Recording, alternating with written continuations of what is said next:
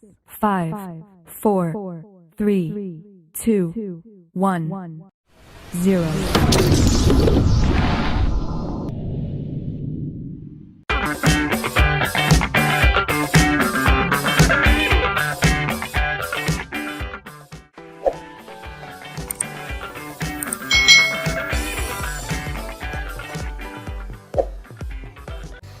Hai, selamat datang di channel YouTube Kak Citra. Apa kabar adik-adik semuanya? Kak Citra berharap kalian dalam keadaan yang baik, sehat, dan siap untuk belajar ya. Hari ini kita akan belajar bersama-sama untuk mata pelajaran tematik kelas 3. Kita belajar di tema 8, Praja Muda Karana, subtema 1, Aku Anggota Pramuka, pembelajaran yang keempat. Mari adik-adik kita belajar dengan penuh semangat. Kegiatan yang menarik dalam pramuka adalah permainan adik-adik. Nah, salah satu permainan yang disukai adalah permainan arung jeram. Dalam permainan arung jeram, anggota kelompok itu dilatih untuk selalu bekerja sama. Kegiatan ini juga untuk melatih kekuatan otot kaki kita. Cobalah berlatih bermusyawarah melalui permainan berikut. Buat kelompok yang terdiri atas 10 orang adik-adik. Cobalah lakukan permainan berikut ini. Nah adik-adik, sebelum kalian melakukan permainan arung jeram, kalian harus melakukan pemanasan terlebih dahulu. Nah lakukan gerakan latihan seperti berikut ini. Yang pertama adik-adik, kalian duduk dan luruskan kakimu seperti gambar berikut ini. Setelah itu adik-adik, angkat kedua kakimu secara bersamaan, dapat dibantu menggunakan tangan. Lalu tahan posisi kaki terangkat sampai hitungan ketiga. Setelah itu adik-adik, turunkan kembali kaki kalian dan luruskan seperti ini lagi. Ulangi kegiatan ini dengan waktu yang lebih lama. Kalau tadi kan tahan dalam 3 hitungan. Nah kalian bisa tingkatkan, misalnya tahan dalam 10 hitungan. Misalnya seperti itu. Lakukan pemanasan terlebih dahulu. Nah adik-adik, siapa di antara kalian yang paling lama bertahan melakukan gerakan tersebut? Pasti ada yang lama nih adik-adik yang bertahan mengangkat kakinya. Nah sekarang kita coba bermain permainan arung jeram. Ikuti cara bermainnya berikut ini. Yang pertama, semua peserta harus duduk membentuk lingkaran seperti ini.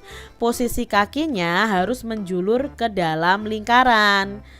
Setiap peserta harus berpegangan kuat dan juga menggunakan tali untuk berpegangan juga. Jadi berpegangannya bisa menggunakan tali adik-adik. Lakukan sesuai gambar ini. Semakin rapat jarak antara pemain akan semakin baik adik-adik. Lalu semua peserta berusaha untuk berdiri bersamaan.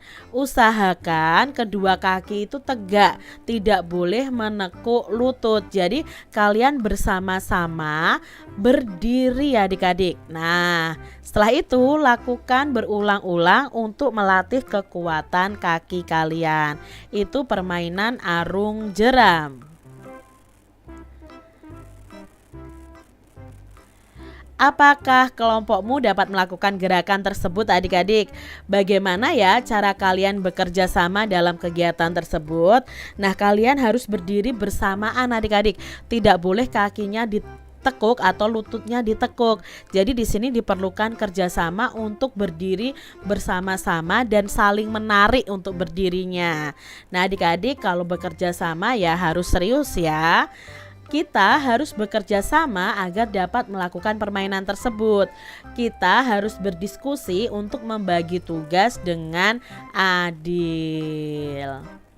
Setiap perlombaan pasti ada yang menang dan ada yang kalah adik-adik. Bersikaplah santun saat berhasil, berlapang dada dan tidak menyerah saat kalian mengalami kegagalan atau kekalahan. Bersikap santun itu sesuai dengan salah satu janji pramuka, yaitu patriot yang sopan dan kesatria. Patriot itu artinya pecinta atau pembela tanah air. Sopan itu artinya selalu berperilaku, berkata, dan berpakaian itu sesuai aturan. Kesatria itu artinya orang yang gagah berani dalam kebenaran. Pramuka itu memiliki 10 janji yang disebut dengan dasa dharma adik-adik. Dasa itu artinya 10, dharma itu artinya janji. Salah satu janji dalam dasa dharma adalah menjadi patriot yang sopan dan kesatria. Itu bunyi dasa dharma pramuka yang ketiga adik-adik ya. Patriot yang sopan dan kesatria. Ini bunyi dasa dharma. Ada 10 dasa dharma pramuka itu. Nah adik-adik, apakah kamu dapat menjadi patriot yang sopan dan kesatria? Pasti bisa adik-adik.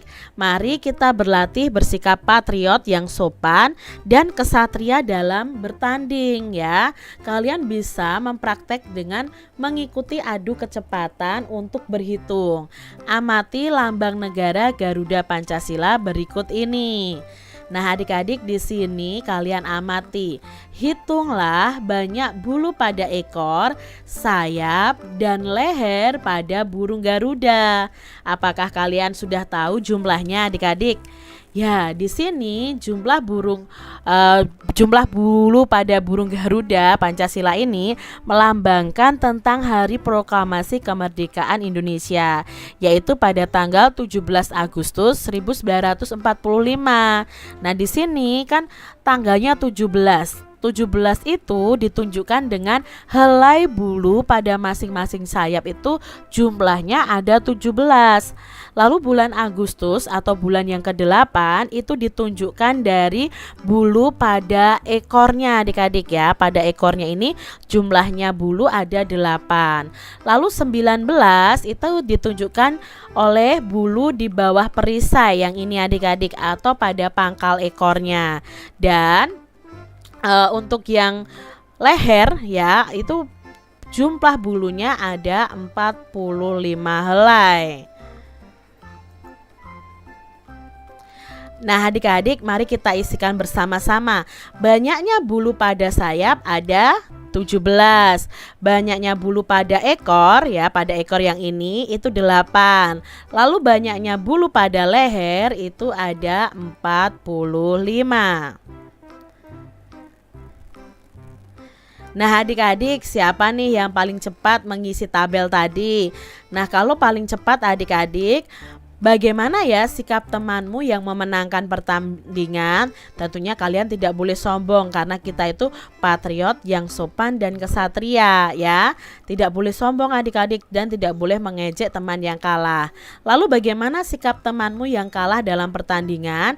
Nah yang kalah dalam pertandingan juga harus bersikap lapang dada atau mau menerima kekalahan. Adik-adik yang hebat, apakah kamu dan teman-temanmu sudah bersikap patriot yang sopan dan kesatria?